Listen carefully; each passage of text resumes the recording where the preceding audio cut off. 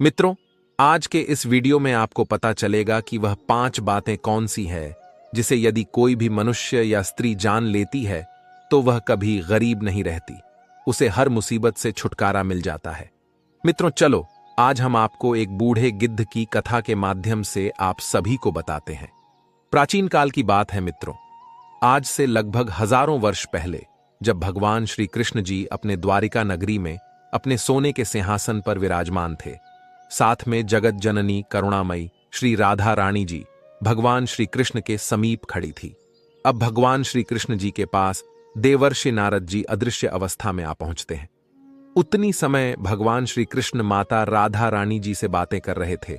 माता राधा रानी जी कह रही थीं कि हे प्रीतम, मैं आपसे ज्ञान की 5 बातें जानना चाहती हूँ जो मेरे अंतर मन को प्रभावित कर दे, जिससे हमको एक सीख मिले। तब भगवान श्री कृष्ण माता राधा रानी जी को एक कथा सुनाते हैं और कहते हैं कि हे राधे, मैं तुम्हारे इस प्रश्न का उत्तर तुमको एक कथा के माध्यम से देता हूं। यह कथा बहुत ही मार्मिक है, तुम इस कथा को पूरा ध्यान से सुनना।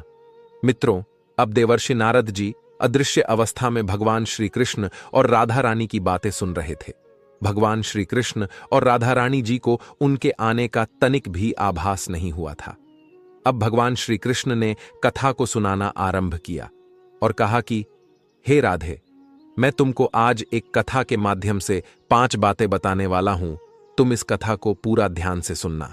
इसको जो भी मनुष्य सुन और जान लेता है उसे हमेशा के लिए गरीबी से मुक्ति मिल जाती है और वह कभी किसी से भी धोखा नहीं खाता है।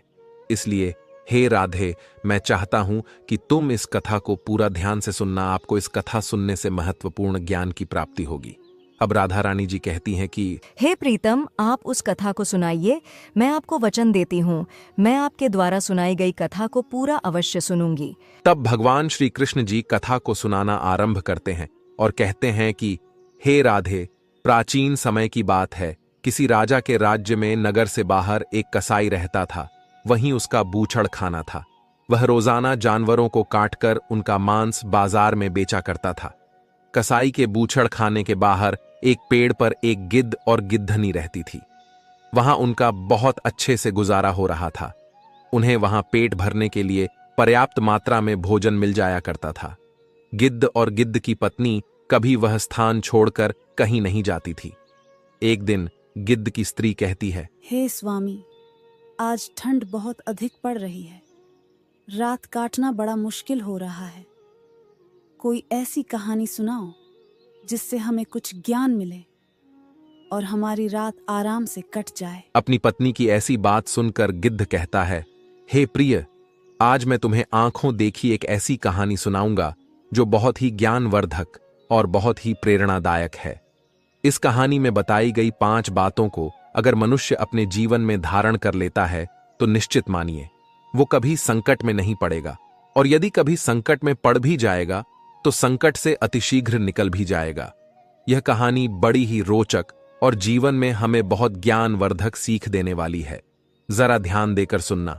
गिद्ध कहता है, हे गिद्धनी, यह उस समय की बात है जब मेरा तुमसे विवाह नहीं हुआ था। इस पेड़ पर मैं अकेला ही रहता था और मेरे कुछ और साथी गण रहते थे। तब यह कहानी मैंने यहाँ के राजा के मुंह से सुनी थी और अपनी आंखों से देखी भी थी। वही कहानी मैं तुम्हें सुनाता हूं। मनुष्य की किस्मत कैसे बदलती है, यह तुम्हें इस कहानी से जानने को मिल जाएगा। अब गिद्ध कहानी को सुनाना आरंभ करता है और कहता कि किसी नगर में एक उत्तम नाम का एक व्यक्ति रहता था। एक दिन कुछ काम के सिलसिले में उसका उसके पिता से झगड़ा हो जाता है। अब उत्तम के पिता ने उसे 4 सोने की असरफी दी और कहा कि जाओ, घर में सारे दिन पड़े रहते हो, यह असरफियां ले जाओ और बाहर जाकर कुछ व्यापार करके धन कमा कर लाना। उत्तम ने भी असरफियां अपने पिता से ले ली और शाम के समय व्यापार करने के लिए प्रदेश को रवाना हो गया। उत्तम जाते जाते सोचता जा रहा था कि इन 4 असरफियों से वह कोई छोटा मोटा व्यापार कर लेगा और खूब सारा धन कमाकर वह अपने पिता को दिखाएगा। यही उम्मीद लेकर वह चलता चला जा रहा था। रास्ते में उसकी भेंट एक साधु से होती है। साधु भी अपनी गंतव्य की ओर जा रहे थे। उत्तम ने सोचा कि क्यों ना साधु से कुछ परिचय किया जाए। बातचीत करते हुए जब चलेंगे तो हमारा सफर आराम से कट जाएगा। यही सोचकर उत्तम साधु बाबा के पास जाता है और उन्हें प्रणाम करता है। साधु बाबा ने उसे आशीर्वाद दिया और पूछा, बेटे तुम कहां जा रहे हो? उत्तम ने कहा, साधु महाराज, मेरे पिता ने मुझे घर से निकाल दिया है। अब कहीं परदेश में जाकर कोई छोटा मोटा व्यापार करूंगा और अपने पिता को एक बड़ा आदमी बनकर दिखाऊंगा। मेरे पिता ने मुझे 4 सोने की अशर्फियां दी हैं मित्रों। इस प्रकार बातचीत करते हुए साधु और उत्तम दोनों आगे के लिए चल देते हैं। चलते चलते रास्ते में उत्तम ने साधु से कहा, बाबा आप तो परम ज्ञानी हैं, कोई ऐसी कहानी सुनाओ जिससे हमारा ये सफर आसान हो जाए और मुझे कुछ सीखने को भी मिल जाए, जिससे परदेश में मेरे लिए आसानी हो जाएगी। तब साधु बाबा कहते हैं, बेटे मैं तुम्हें कहानी तो सुना दूंगा, पर मेरी कहानी का तुम्हें मूल्य चुकाना होगा। एक कहानी के बदले में मैं तुमसे एक सोने की अशर्फी लूंगा। बताओ क्या तुम तैयार हो? साधु की बात सुनकर उत्तम सोचने लगा कि मेरे पिता ने मुझे 4 सोने की अशर्फी दी है। अगर इनमें से एक अशर्फी मैं साधु को दे दूंगा तो मैं व्यापार कैसे करूंगा? अब उत्तम ने फिर सोचा कि साधु बड़ा बुद्धिमान मालूम पड़ता है और लोग कहते हैं कि विद्या मित्रम प्रवासे स्त्री मित्रम गृहे सूचा वदत औषध मित्रम धर्मो। मित्र मृत परदेश में रहने वाले की मित्र विद्या होती है, घर में रहने वाले की मित्र स्त्री होती है, रोगी की मित्र दवा होती है, मरने वाले का मित्र धर्म होता है।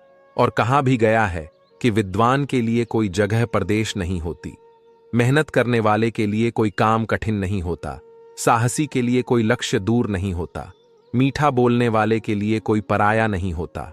अगर आपके पास बुद्धि और विद्या है तो आप परदेश में कहीं भी सुखपूर्वक अपना जीवन बिता सकते हैं।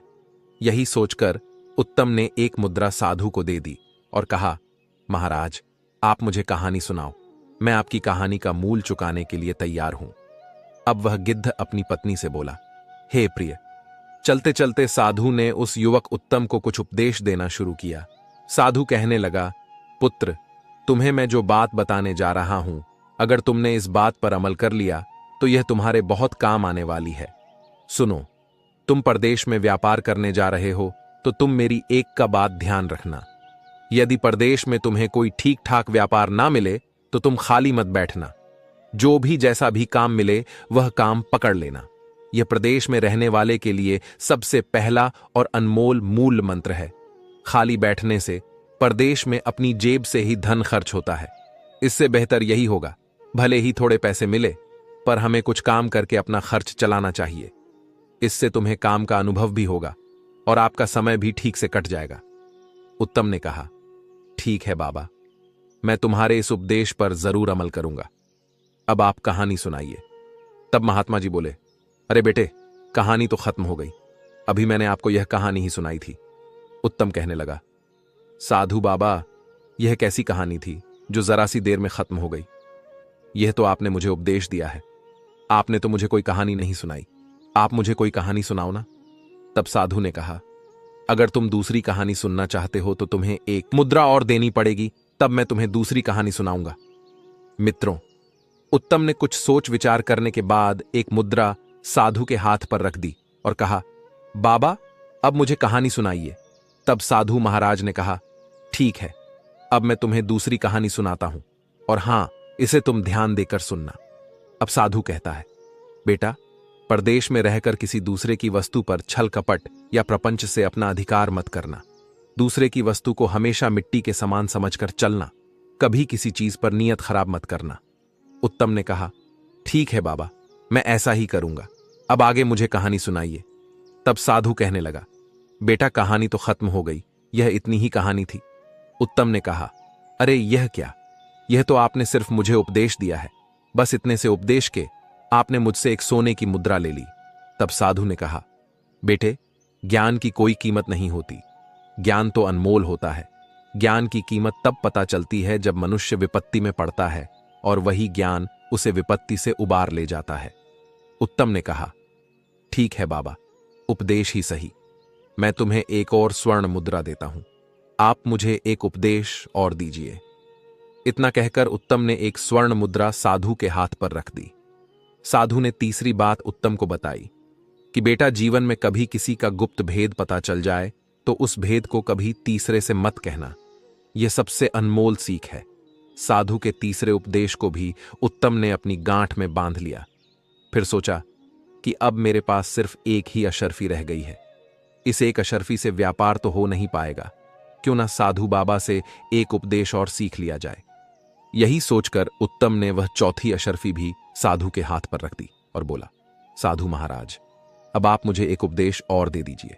साधु ने कहा, बेटे ठीक है, मैं तुम्हें चौथा उपदेश देता हूं, और यह उपदेश जिंदगी के लिए बहुत अनमोल है, इसे सदैव याद रखना। इस प्रकार साधु उत्तम को चौथी बात बताता हुआ कहने लगा, पुत्र, यदि तुम्हें कभी रास्ते में कोई प्रेम से बुलाकर बैठने को कहे तो आपका चाहे कितना ही कीमती काम हो, उसे छोड़कर आप 2 मिनट उसके पास जरूर बैठना। उसके साथ 2 मिनट बिताया गया समय तुम्हारे बहुत काम आ सकता है। इस प्रकार साधु ने उत्तम को चौथा उपदेश दिया। उत्तम कहने लगा, बाबा, आपके उपदेश वास्तव में बहुत कीमती हैं। अब मेरे पास कोई पैसा नहीं बचा है, वरना 2-4 उपदेश मैं आपसे और सुन लेता। तब साधु कहता है, पुत्र, किसी के उपदेश को, किसी की शिक्षा को बिना मूल्य चुकाए नहीं ग्रहण करना चाहिए। फिर भी तुम कहते हो तो एक उपदेश मैं तुम्हें अपनी तरफ से देता हूं, जिसका तुमसे कोई मूल्य नहीं लिया जाएगा, और वो उपदेश है कि परदेश में रहकर किसी दुराचारी स्त्री का भरोसा मत करना। दुराचारी स्त्री का कोई पता नहीं होता कि उसके दिमाग में क्या है और दिल में क्या है। मित्रों, ये 5 उपदेश देकर साधु बाबा ने कहा, बेटे, हमारा तुम्हारा साथ बस इतनी ही देर का था। पास में ही मेरा आश्रम है और अब मैं अपने आश्रम पर जा रहा हूं। इतना कहकर साधु अपने आश्रम पर चला जाता है। उत्तम अब वहां से अकेला आगे बढ़ता है, परंतु उसके दिमाग में एक बात चल रही थी कि साधु बाबा ने 5 उपदेशों के बदले मुझसे 4 स्वर्ण मुद्राएं ले ली। साधु को भला धन से क्या मतलब?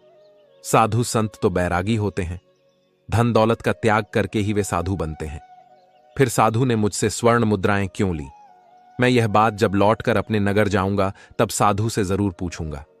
तब उत्तम ने सोचा, चलो जो भी है, साधु की यह 5 बातें बड़ी ही कीमती मालूम पड़ती हैं, मैं इन्हें सदैव याद रखूंगा। मित्रों, अब उत्तम के पास में कोई पैसा नहीं बचा था। अब वह इस चिंता में था कि परदेश में जाकर वह क्या करेगा, क्या खाएगा, कैसे अपना व्यापार शुरू करेगा। यही सब बातें सोचते सोचते वह एक नगर में पहुंच जाता है। नगर में पहुंचकर वो किसी नौकरी की तलाश करने लगता है, क्योंकि धन तो उसके पास में था नहीं। अब उत्तम ने सोचा कि चलो कोई नौकरी ही कर लेते हैं, क्योंकि साधु बाबा ने भी कहा है कि परदेश में खाली नहीं बैठना चाहिए, छोटा मोटा जो भी काम मिल जाए उसे ही करना चाहिए। नौकरी की तलाश में उत्तम इधर उधर लोगों से पूछता फिर रहा था। तभी उसकी भेंट एक राजा के नौकर से होती है, जो राजा के अस्तबल का नौकर था। उसका नाम था शिवदेव। शिवदेव राजा के यहां रहकर उनके घोड़ों की देखभाल करता था। तब उसने देखा कि एक आदमी जो कि उत्तम था, वह नौकरी की तलाश में घूम रहा है। तो शिवदेव ने उसे अपने पास बुलाया और कहा, भाई, तुम्हें काम की तलाश है और मुझे राजा छुट्टी नहीं दे रहा है। घर पर मेरी मां बहुत बीमार है, काफी दिनों से मैं अपनी मां को देखने नहीं जा पा रहा हूं। राजा ने मुझसे कहा है कि तुम एक शर्त पर घर जा सकते हो। अगर तुम अपनी जगह किसी और को काम पर लगा दो, तुम अपने घर चले जाओ। शिवदेव ने उत्तम से कहा, एक काम करो भैया, मेरी जगह पर 1 माह के लिए तुम काम कर लो। जो भी वेतन मिलेगा वह वेतन तुम रख लेना। जब मैं अपनी मां को देखकर लौट आऊंगा तब तुम कोई और काम तलाश कर लेना। शिवदेव की बात सुनकर उत्तम ने सोचा कि इधर उधर घूमकर समय नष्ट करने से अच्छा है कि 1 माह तक मैं इसकी जगह पर ही काम कर लूं। उसके बाद मेरे पास भी कुछ पैसे हो जाएंगे। मैं शहर में नया आया हूं, 1 महीने में मैं यहां के लोगों को समझ भी लूंगा। यही सोचकर उत्तम शिवदेव की जगह काम करने के लिए तैयार हो जाता है। शिवदेव उत्तम को लेकर राजमहल में जाता है। वहां के राजा विश्वदत्त बड़े ही बुद्धिमान और प्रतापी राजा थे। उनकी एक बेटी थी, उसका नाम चंद्रप्रभा था। चंद्रप्रभा बहुत ही सुंदर थी और अभी अभी ही उसने जवानी की पहली सीढ़ी पर कदम रखा था। राजा अपनी पुत्री से बहुत प्यार करता था, क्योंकि चंद्रप्रभा उनकी इकलौती पुत्री थी। मित्रों, राजा को घोड़ा पालने का और घोड़सवारी करने का बड़ा ही शौक था, एक से बढ़कर एक अच्छी नस्ल वाले। उसके यहां हजारों घोड़े पले हुए थे। उन घोड़ों की देखभाल के लिए राजा ने कई नौकर लगा रखे थे। उन्हीं में से एक शिवदेव था। प्रत्येक नौकर के हिस्से में 2-2 घोड़े थे। उन्हें खिलाने पिलाने के लिए राजा उन्हें बराबर राशन और दाना घास देता था। इधर मित्रों, उत्तम को लेकर शिवदेव राजा के पास पहुंचता है और हाथ जोड़कर राजा से कहता है, महाराज, मैं कुछ दिनों के लिए अपनी बीमार मां को देखने के लिए गांव जा रहा हूं। जब तक मैं लौटकर नहीं आता तब तक मेरे स्थान पर यह व्यक्ति काम करेगा। इसका नाम उत्तम है और यह बड़ा मेहनती है, साथ ही यह बड़ा ही ईमानदार व्यक्ति है। हे राजन, मेरी मां बहुत बीमार है, मुझे आपकी आज्ञा चाहिए। राजा ने कहा, शिवदेव, इसमें आज्ञा की क्या बात है? यदि यह व्यक्ति तुम्हारे भरोसेमंद है तो इसे जाकर अपना काम समझा दो और जाओ, जाकर अपनी मां को देखाओ। लेकिन ध्यान रहे, हमारे घोड़े की देखरेख में जरा भी लापरवाही नहीं चलेगी। अगर हमारी घोड़ों की देखरेख में जरा भी लापरवाही हुई तो उसके लिए हम इसे नहीं, तुम्हें दंड देंगे। शिवदेव ने कहा, ठीक है महाराज, आपको शिकायत का अवसर नहीं मिलेगा, मैं इसे सारा काम अच्छे से समझा दूंगा। इस प्रकार राजा की आज्ञा लेकर शिवदेव उत्तम को लेकर घोड़ों के अस्तबल में जाता है। वहां जाकर उत्तम ने देखा तो वहां पर हजारों घोड़े बंधे थे। शिवदेव ने उत्तम से कहा, देखो उत्तम, मेरे हिस्से में राजा ने 10 घोड़े दिए हैं। तुम्हें 10 घोड़ों की देखभाल करनी है, इनको दाना खिलाना है और इनकी मालिश करनी है। उत्तम ने कहा, ठीक है मित्र, मैं यह काम बड़ी ईमानदारी और पूरी निष्ठा के साथ करूंगा, तुम इसकी चिंता मत करो। उसके बाद शिवदेव उत्तम को अपना कमरा दिखाता है और कहता है कि आज से तुम इसी कमरे में रहोगे। इस शिवदेव उत्तम को जिम्मेदारी सौंपकर अपने नगर के लिए चला जाता है। इधर घोड़ों की देखभाल के लिए उत्तम अपने काम में लग जाता है। वह रोज घोड़ों की मालिश करता था, उन्हें नहला धुलाता था, उसके बाद उन्हें दाना खिलाता था। मित्रों, राजा के यहां से प्रत्येक नौकर के लिए घोड़ों को खिलाने के लिए 20 किलो चना दिए जाते थे। उत्तम ने उन चनों को एक पोटली में बांधा और अपने अस्तबल में जाकर पानी में भिगोकर उन्हें कूट पीस कर घोड़ों को खाने को डाल दिया। जब उसे अपने काम से छुट्टी मिलती थी तब उसने सोचा कि क्यों ना बाकी नौकरों के साथ बैठकर कुछ बातचीत कर ली जाए। यही सोचकर उत्तम उन नौकरों के पास जाकर बैठ जाता है जो नौकर राजा के अन्य घोड़ों की देखभाल करते थे। उसने देखा कि सारे नौकर इकट्ठे होकर एक कमरे में बैठकर शराब पी रहे थे और उनके घोड़े अभी भी भूखे बंधे थे। तब उत्तम कहने लगा, अरे भाई, तुमने अभी तक अपने घोड़ों को दाना घास नहीं डाला और तुम शराब पीने में लगे हो। उन सभी नौकरों ने कहा, अरे भाई, बिना अपना काम खत्म किए हम कभी नशा पानी नहीं करते हैं। हम सब अपने अपने घोड़ों को खुराक डाल चुके हैं, उसके बाद ही यहां बैठकर शराब पीने आए हैं। उत्तम ने देखा कि राजा के यहां से घोड़ों के लिए जो चने मिले थे वह अभी भी उन नौकरों के पास में रखे थे। उत्तम ने कहा, अरे भाई, क्यों झूठ बोल रहे हो? आपके पास अभी भी बहुत सारे चने कूटने के लिए पड़े हैं और तुम कह रहे हो कि हमने अपने घोड़ों को दाना घास डाल दिया है। तब उन नौकरों में से एक ने जवाब दिया, भैया, हमारे पास जो चने रखे हैं ये चने घोड़ों को खिलाने के लिए नहीं है, इनको तो हम बाजार में बेचकर अपनी शराब का इंतजाम करते हैं। उत्तम ने पूछा, फिर घोड़ों को क्या खिलाते हो? तब उन नौकरों ने जवाब दिया, राजा हमें 20 किलो चना देता है, हम 5 किलो चना घोड़ों को खिला देते हैं और बाकी के चने बेचकर अपना नाश्ते पानी का इंतजाम करते हैं। नौकरों का यह बर्ताव उत्तम को अच्छा नहीं लगा। वह सोचने लगा, यह तो राजा के साथ और इन निर्दोष जानवरों के साथ धोखा है। तब उत्तम ने कहा, तुम सब अपना पेट भरने के लिए, नशा करने के लिए इन घोड़ों को भूखा रखते हो। वे सब नौकर कहने लगे, देखो भाई, पेट भरने के लिए यह सब करना पड़ता है। राजा से मिलने वाले वेतन से हमारा ठीक से गुजारा नहीं हो पाता है। और हां, फिर भी धन से किसका पेट भरा है? तुम भी ऐसा किया करो, तुम्हें कौन रोकता है? तुम्हें तो शिवदेव ने यहां रखा है, इसलिए हमने यह बात तुम्हें बता दी। तुम यह बात किसी और से मत कहना, वरना तुम्हारे साथ अच्छा नहीं होगा। मित्रों, उत्तम उन सब की बातें सुनकर चुपचाप अपने कमरे में लौट आता है, क्योंकि वह कई सारे थे और उत्तम बेचारा अकेला, ऊपर से उन सब ने शराब पी रखी थी। वह अपने कमरे में पहुंचकर सोचने लगा कि वे लोग ठीक कहते हैं, कल से मैं भी ऐसा ही करूंगा। बेईमानी करके मैं भी खूब सारा पैसा इकट्ठा कर लूंगा। मुझे यहां सिर्फ 1 महीना ही तो रहना है। शिवदेव के आते ही वह मुझसे यह काम छीन लेगा। तब तक मैं कुछ पैसे कमा लूं, उसके बाद मैं कोई व्यापार कर लूंगा। मित्रों, वह गिद्ध अपनी पत्नी को आगे कहानी सुनाते हुए कहता है कि हे प्रिय, अपनी चारपाई पर लेटा लेटा उत्तम ऐसा सोच रहा था तभी उसे साधु की दूसरी बात याद आ जाती है कि किसी दूसरे के धन पर छल प्रपंच और कपट से अपना अधिकार नहीं करना चाहिए। दूसरे का धन, दूसरे की वस्तु मिट्टी के समान समझनी चाहिए। उसके ऊपर कभी अपनी नीयत खराब नहीं करना चाहिए। यह बात याद आते ही उत्तम के विचार बदल जाते हैं। वह सोचने लगा कि मैं भूखा रह लूंगा, लेकिन यह पाप का धन कभी नहीं खाऊंगा मित्रों। उसी दिन से उत्तम बड़ी ईमानदारी के साथ अपने घोड़ों की देखभाल करते हुए हर समय उनकी देखभाल करता था। 1 महीने के अंदर उत्तम के 10 घोड़े एकदम हष्ट पुष्ट और खूब तंदुरुस्त दिखने लगे, और बाकी के नौकर दाने की चोरी करते थे, घोड़ों को कम खिलाते थे, इसीलिए उनके घोड़े कमजोर होते चले गए। एक दिन दरबार में राजा ने अपने मंत्री से कहा, मंत्री जी, बहुत दिन हो गए हैं, मैंने अपने घोड़ों की दौड़ नहीं देखी है। आप नौकरों को सूचित कर दो कि वे सब अपने घोड़ों को लेकर मैदान में आ जाएं। कल मैं घोड़ों की दौड़ की प्रतियोगिता रखूंगा। राजा ने जैसे कहा था, मंत्री ने वैसा ही नौकरों को आदेश दे दिया।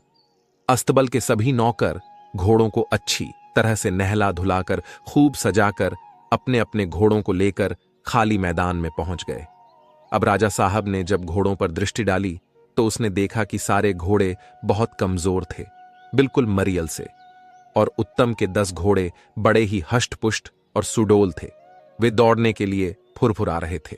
यह देखकर राजा को क्रोध आ जाता है। उन्होंने अपने मंत्री से कहा कि मंत्री जी, हमारे सारे घोड़े बड़े ही स्वस्थ थे, लेकिन मैं मात्र 10 घोड़ों को ही स्वस्थ देख रहा हूं। बाकी के सब घोड़े बहुत कमजोर हो गए हैं। ये इतने कमजोर कैसे हो गए?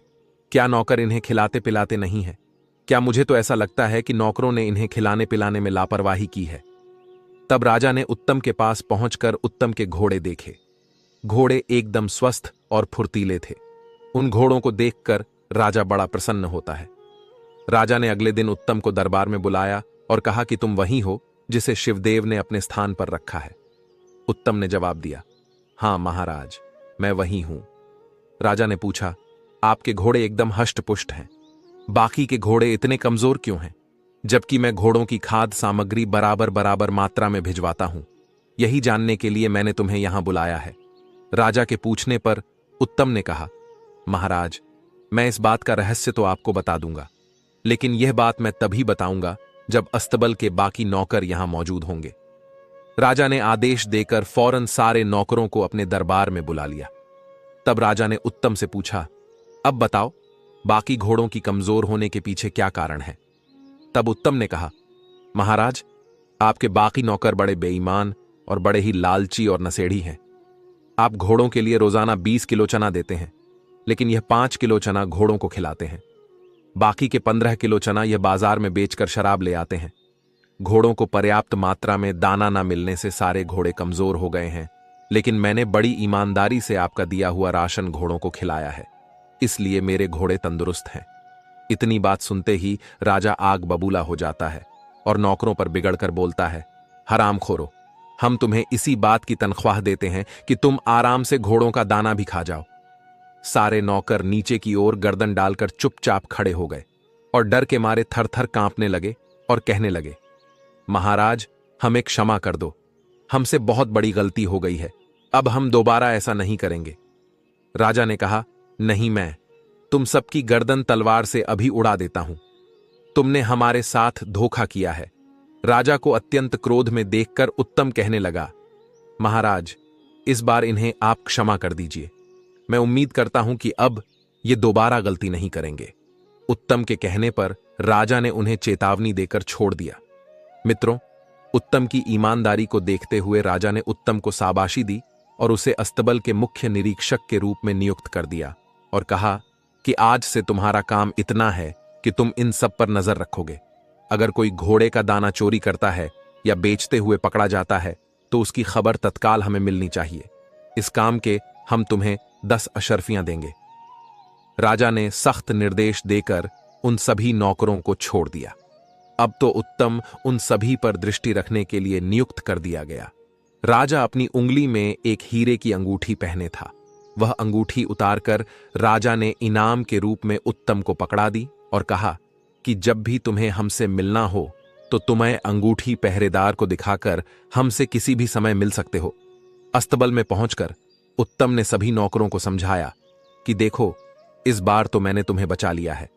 अगर दोबारा तुम्हारी गलती पकड़ी गई तो राजा साहब तुम्हें जिंदगी भर के लिए जेल में डाल देंगे, इसलिए ईमानदारी से अपना काम कीजिए। मित्रों, उसी दिन से सारे नौकर ईमानदारी से घोड़ों को खिलाने पिलाने लगते हैं और धीरे धीरे सभी घोड़े हष्टपुष्ट हो गए। फिर उन्होंने कभी भी बेईमानी नहीं की। इधर 1 माह का समय बीत चुका था। उधर शिवदेव जब अपनी मां से मिलकर अपनी नौकरी पर लौटता है तो वह जैसे ही शिवदेव घोड़ों के अस्तबल में पहुंचता है तो सारे नौकरों ने उसे घेर कर उत्तम की करतूत शिवदेव को बताई कि हमारी चोरी उत्तम ने राजा को पकड़ा दी और राजा ने उसे अस्तबल का मुख्य निरीक्षक बना दिया है। शिवदेव ने कहा, तुम लोग चिंता ना करो, मैं वापस आ गया हूं, अब तो उसे यहां से जाना ही पड़ेगा। तभी सभी नौकरों ने कहा, नहीं भाई, वो यहां से नहीं जाएगा, क्योंकि राजा ने उसे हम सबकी देखभाल करने के लिए नौकरी पर रख लिया है। मित्रों, उसके बाद में शिवदेव उत्तम के पास जाता है और उत्तम उस समय कमरे में लेटा हुआ था। शिवदेव को देखकर उत्तम एकदम खुश हो जाता है और कहता है, मित्र तुम आ गए, तुम्हें देखकर मुझे बड़ी खुशी हुई। शिवदेव उत्तम के पास में बैठ जाता है। उसके बाद उत्तम वहां जो घटना घटी थी उसके बारे में शिवदेव को बताता है। शिवदेव कहने लगता, तुमसे पहले मुझे इस बात का पता लग चुका है। उसके बाद दोनों साथ साथ बैठकर भोजन करते हैं और भोजन करने के बाद अपने अपने बिस्तर पर लेट जाते हैं। शिवदेव मन ही मन उत्तम से बहुत जल रहा था, क्योंकि राजा ने उसे उससे भी बड़े पद पर नौकरी दे दी थी और उसने नौकरों की चोरी राजा को पकड़ाई थी। इसलिए शिवदेव उससे जलने लगा था। क्योंकि मित्रों, आपको बता दें कि शिवदेव भी चोरी करता था और उसे उत्तम का यह बर्ताव बिल्कुल पसंद नहीं आया। शिवदेव उत्तम को नीचा दिखाना चाहता था, उससे बदला लेना चाहता था। शिवदेव अपने कमरे में लेट जाता है और उत्तम अपने कमरे में चला जाता है, क्योंकि राजा ने उसे एक अलग कमरा दे रखा था। उस दिन आकाश में बादल छाए हुए थे, हल्की हल्की बारिश हो रही थी, बिजली कड़क रही थी। उधर राजकुमारी चंद्रप्रभा की आंखों में नींद नहीं थी, क्योंकि मित्रों, आपको बता दें, शिवदेव और राजा की पुत्री के बीच में प्रेम प्रसंग चल रहा था। राजकुमारी शिवदेव से मिलने आया करती थीं। आज राजकुमारी को पता चल गया था कि शिवदेव अपने नगर से लौट आया है। उसने सोचा कि उत्तम तो अब चला ही गया होगा। राजकुमारी रात में अपने महल से बाहर टहल रही थी। वह काम की पीड़ा से जल रही थी। उसकी बेचैनी बढ़ती जा रही थी। वह अपने प्रेमी शिवदेव से मिलने के लिए उसके कमरे में जाती है। सहयोग से उसी समय उत्तम किसी काम से उधर ही घूमने आता है। अचानक जैसे ही उत्तम शिवदेव के कमरे के पास पहुंचता है, उसे शिवदेव के कमरे से किसी स्त्री की आवाज सुनाई देती है। उत्तम ने कमरे के अंदर झांक कर देखा तो शिवदेव के साथ राजकुमारी चंद्रप्रभा को देखकर उसकी आंखें फटी की फटी रह गईं। उत्तम यह सब देखकर चुपचाप अपने कमरे की ओर चला जाता है। उधर शिवदेव ने राजकुमारी से कहा कि हे प्रिय, इस समय उत्तम हमारी राह का सबसे बड़ा कांटा है। कुछ भी करके तुम उत्तम को मरवा दो तो हम निश्चिंत हो जाएंगे। राजकुमारी ने कहा, प्राणनाथ, यह कितनी बड़ी बात है, तुम चिंता क्यों करते हो? मैं पिताजी से कहकर इसे मृत्यु दंड दिलवा दूंगी। उत्तम पहले ही अपने कमरे में जा चुका था। उधर उत्तम सोच रहा था कि शिवदेव राजा की आंखों में धूल झोंककर उनकी बेटी से प्रेम कर रहा है। यह तो राजा के साथ धोखा है। मुझे यह खबर महाराज को देनी चाहिए। उत्तम यही सोचकर राजा को संदेश देने के लिए राजमहल की ओर चलने लगता है। तभी उसे साधु महाराज की वो तीसरी बात याद आ जाती है। साधु ने कहा था कि अगर किसी का गुप्त भेद पता चल जाए तो उसे किसी तीसरे से नहीं कहना चाहिए, वरना खुद मुसीबत में पड़ सकते हो। यही बात सोचकर उत्तम के कदम थम जाते हैं। वह सोचने लगा कि अगर यह बात मैंने राजा को बताई तो हो सकता है कि राजा साहब मेरी बात का विश्वास ना करें और कहेंगे कि तू मेरी बेटी को झूठ बदनाम कर रहा है। उल्टा मैं ही राजा के क्रोध का भोजन बन जाऊंगा। यही सोचकर उत्तम अपने कमरे में लौट आता है और चुपचाप अपनी चारपाई पर लेट जाता है। उधर राजकुमारी चंद्रप्रभा अपने कमरे में चली जाती है और अपने कमरे में पहुंचकर उसने अंदर से दरवाजा बंद कर लिया और जोर जोर से रोने चिल्लाने लगी। बचाओ बचाओ की चीख पुकार मचाने लगी। राजकुमारी का शोर सुनकर राजकुमारी के नौकर चाकर दास दासिया सभी जाग जाते हैं। आनन फानन में राजा को खबर दी गई। दौड़ते हुए राजा साहब भी अपनी पुत्री के कमरे में जाते हैं और अपनी पुत्री से पूछते हैं, बेटी क्या हुआ, तुम क्यों रो रही हो मित्रों? शिवदेव के कहने पर राजकुमारी चंद्रप्रभा ने त्रिया चरित्र रच दिया था। वह एकदम से कहने लगी, पिताजी, आपने जिस नौकर को नौकरी पर रखा है, तुम्हारे इस नौकर ने मेरे साथ जबरदस्ती की है। वो रात में मेरे कमरे में आया था और मेरी इज्जत लूटने का प्रयास करता रहा। जब मैं चीखी चिल्लाई तब खिड़की से कूद कर भाग गया। तुम्हारे द्वारा दी गई अंगूठी का उसने नाजायज फायदा उठाया है। अंगरक्षकों को वो अंगूठी दिखाकर महल के अंदर घुस गया होगा। बेटी के मुख से यह बात सुनकर राजा एकदम आग बबूला हो जाता है और कहने लगा, पुत्री तुम चिंता मत करो। उस दुष्ट की इतनी हिम्मत कि वो हमारे महल में घुस आया और मेरी ही पुत्री पर ऐसी नियत रखा। पुत्री तुम चिंता मत करो, मैं अभी उसे बुलाकर उसकी खबर लेता हूं। राजकुमारी ने कहा, पिताजी उसकी खबर लेने से कोई फायदा नहीं है। उसकी गुस्ताखी के लिए उसे जब तक मृत्यु दंड नहीं दिया जाएगा तब तक मैं अन्न जल ग्रहण नहीं करूंगी। राजा ने कहा, बेटी ऐसा ही होगा, कल मैं उसे मृत्यु दंड दूंगा। राजकुमारी को आश्वासन देकर राजा अपने महल की ओर चला जाता है। इधर राजकुमारी मन ही मन बड़ी प्रसन्न होने लगी। सोचने लगी, वह जी, आज मेरा षड्यंत्र सफल हो गया। अब मेरे और शिवदेव के बीच में कोई बाधा नहीं आएगी। उसके बाद राजकुमारी निश्चिंत होकर अपने बिस्तर पर सो गई।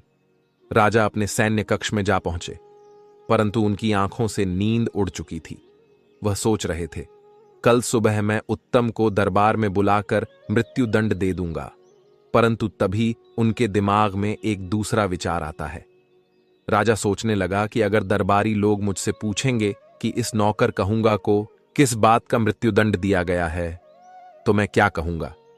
अगर मैं बताऊंगा कि इसने मेरी बेटी की इज्जत लूटने का प्रयास किया है, तो इसमें मेरी ही बदनामी होगी। लोग पीठ पीछे मेरी बुराई करेंगे, मेरी इज्जत उछालेंगे। तब राजा के दिमाग में एक दूसरा उपाय आता है।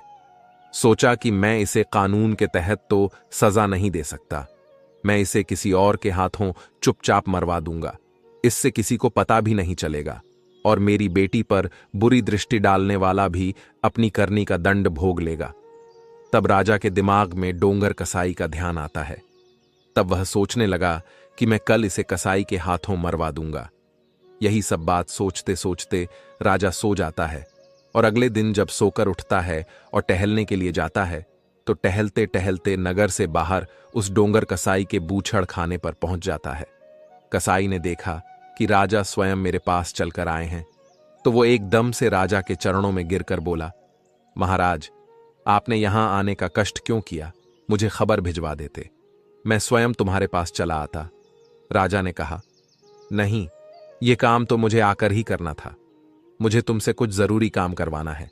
मैं तुम्हारे पास एक आदमी को भेजूंगा, तुम्हें उसका सर काट देना है और उसके बाद मैं फिर एक आदमी को भेजूंगा। एक कपड़े में बांधकर तुम्हें उसी सर को उस आदमी को दे देना है। इस बात की किसी को भनक नहीं लगनी चाहिए। यह सुनकर कसाई एकदम चौंक जाता है और कहने लगा, महाराज, यह आप क्या कह रहे हो? राजा ने कहा, हां, मैं ठीक कह रहा हूं। कुछ देर के बाद तुम्हारे कसाई खाने में एक आदमी को भेज रहा हूं। तुम उसे अपने बूचड़ खाने के अंदर ले जाकर मार देना। इस काम के बदले हम तुम्हें बहुत इनाम देंगे। यदि तुमने यह काम नहीं किया तो हम तुम्हें और तुम्हारे परिवार को जेल में डलवा देंगे। राजा की धमकी सुनकर कसाई डर जाता है और वह राजा से कहता है, महाराज, आप चिंता मत करो। आप जिसे भेजोगे मैं उसका सर काटकर उसके धड़ को जानवरों के कटे हुए अंगों के साथ मिलाकर बाहर फेंकवा दूंगा और उसके सर को तुम्हारे पास भिजवा दूंगा। मित्रों, कसाई को आदेश देकर राजा अपने महल को लौटता है। उधर कसाई उस राजा के भेजे हुए आदमी की प्रतीक्षा करने लगता है।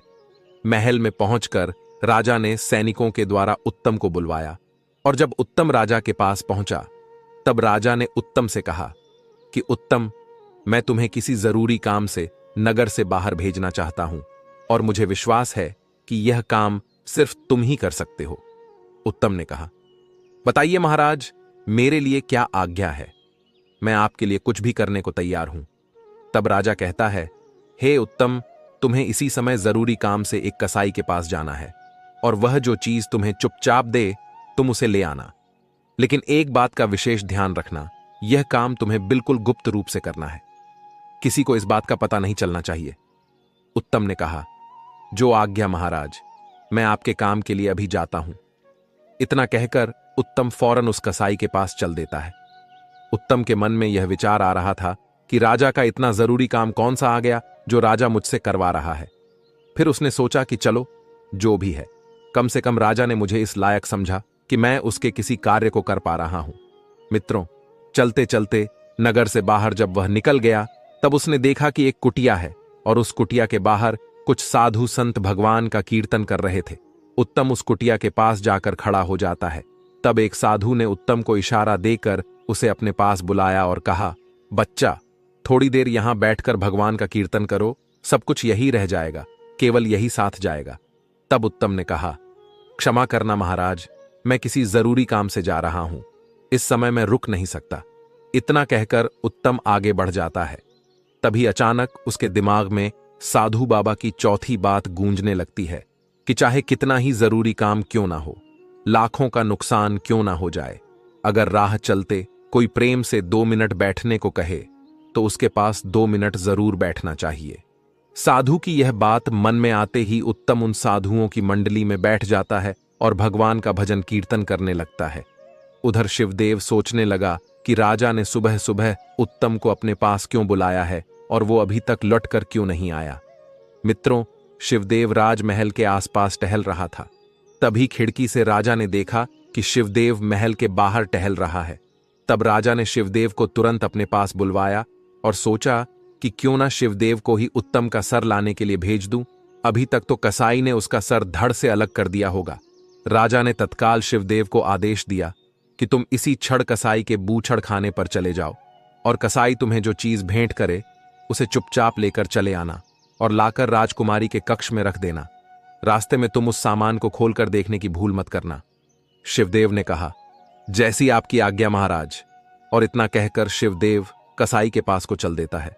मित्रों, अब पहले कसाई के पास उत्तम को जाना था, लेकिन उत्तम तो वहां साधु संतों के साथ कीर्तन करने में मस्त हो गया था। इधर तब तक शिवदेव कसाई के पास पहुंच जाता है और बोला, भाई, मुझे राजा साहब ने भेजा है। उन्होंने बताया कि कोई जरूरी चीज तुम्हारे यहां से ले जानी है। अब वह कसाई समझ गया कि मुझे इसी का सर कलम करना है। कसाई कहने लगा, हां भाई, तुम अंदर चलो, मैं अभी आता हूं। शिवदेव नहीं जानता था कि कसाई ने उसे अंदर जाने के लिए क्यों कहा है। शिवदेव राजा की योजना से बिल्कुल अनजान था। वो चुपचाप अंदर चला जाता है। कसाई ने कहा, सामने अलमारी में राजा ने जो वस्तु मंगाई है वो रखी है, कृपया निकाल लो मित्रों। शिवदेव जैसे ही अलमारी खोलता है वैसे ही कसाई अपना धारदार गढ़ासा अनंगपाल की गर्दन पर चला देता है। अनंगपाल की गर्दन धड़ से कटकर अलग जा गिरी। कसाई ने उसे एक पोटली में बांधा और रख दिया। उसके धड़ को उठाकर गिद्ध चील कौ को खाने के लिए बाहर फेंक दिया। कसाई राजा के दूसरे नौकर के आने का इंतजार करने लगता है। उधर उत्तम साधु संतों के साथ बैठकर भजन कीर्तन करने में मस्त था। जब काफी देर हो गई तब भजन कीर्तन में उसे बहुत आनंद आ रहा था। सभी साधु कीर्तन बंद करके चले जाते हैं। उधर उत्तम भी वहां से चलता है। तब उसे ध्यान आया कि राजा ने कसाई के पास मुझे भेजा था। एकदम कसाई के घर की तरफ उत्तम दौड़ने लगता है। थोड़ी देर में जब वो कसाई के पास पहुंचता है तो कहने लगा कि मैं महाराज के पास से आया हूं, उन्होंने कोई चीज मंगाई है। कसाई बोला, हां भाई, मैं समझ गया। कसाई ने वही पोटली उठाकर उत्तम को पकड़ा दी जिसमें शिवदेव का सर बंधा हुआ था। कसाई ने उसे समझाकर भेज दिया कि भाई, इसे खोलकर रास्ते में मत देखना, वरना राजा साहब तुम्हें फांसी पर चढ़ा देंगे। इस तरह से उत्तम शिवदेव का सर लेकर राजा के पास पहुंचता है। राजा और उनकी बेटी उस समय एक ही कक्ष में मौजूद थे। राजा कह रहा था, बेटी, आज उत्तम का काम तमाम हो ही गया। कुछ ही देर में शिवदेव उत्तम का सर लेकर आता होगा। मित्रों, इतने में उत्तम वो पोटली लेकर राजा साहब और राजकुमारी के कमरे में दाखिल होता है। उत्तम को जीवित देखकर वे दोनों अचंभित रह जाते हैं और कहने लगे, अरे तुम यहां कैसे? तब उत्तम ने जवाब दिया, महाराज, कैसी बातें करते हो? आपने ही तो मुझे कुछ विशेष वस्तु को लाने के लिए कसाई के पास भेजा था। कसाई ने जो चीज मुझे दी है वह मैं लेकर सीधा चला आ रहा हूं। मैं तो कहीं 1 मिनट भी नहीं ठहरा हूं। ठहरिए महाराज, मैं अभी खोल कर दिखाता हूं। मित्रों, उत्तम ने जैसे ही पोटली खोली तो उसे देखकर राजकुमारी के साथ साथ उसके कंठ से भी चीख निकल पड़ी। उसने देखा कि शिवदेव का कटा हुआ सर उस पोटली में बंधा था। उत्तम का चेहरा पसीना पसीना हो जाता है। राजा को यह समझते देर नहीं लगी। उत्तम की जगह कसाई ने शिवदेव का सर काट दिया है। जरूर शिवदेव उत्तम से पहले वहां पहुंच गया होगा। कसाई तो दोनों को पहचानता नहीं था कि किसको मारना है और किसको छोड़ना है। तो रोते हुए वो पूछने लगा, महाराज, यह क्या मामला है? आपने शिवदेव को क्यों मरवा दिया? राजा के पास कोई जवाब नहीं था। इतने में राजकुमारी शिवदेव के कटे हुए सर को लेकर जोर जोर से रोने लगती है। कहने लगी, मेरे प्रियतम, मैं नहीं जानती थी कि मेरी चाल तुम्हारे लिए ही उल्टी पड़ जाएगी, वरना मैं ऐसा खेल कभी नहीं खेलती। तुम्हारे कहने से ही मैंने उत्तम पर आरोप लगाया था। तुम्हारी खुशी के लिए ही मैं उसे मारना चाहती थी, लेकिन उत्तम बड़ा ही खुशकिस्मत है, वह फिर भी जीवित बच जाता है। राजकुमारी पागलों की तरह रो रही थी। राजकुमारी के मुख से जब यह बात राजा ने सुनी तो राजा की आंखें फटी की फटी रह गईं। राजा को पता चल गया कि मेरी बेटी ने निर्दोष उत्तम पर दोष लगाया था। राजा एकदम से क्रोध में आकर अपनी तलवार खींच लेता है और अपनी पुत्री से बोला, पुत्री, सच सच बताओ, क्या उत्तम को जान से मरवाना तुम्हारी एक चाल थी? सच सच बताओ, वरना मैं तुम्हारी गर्दन उड़ा दूंगा। मित्रों, डर के मारे राजकुमारी ने सारी बात सच सच अपने पिता को बता दी। यह सुनकर राजा सर को पकड़कर बैठ गया।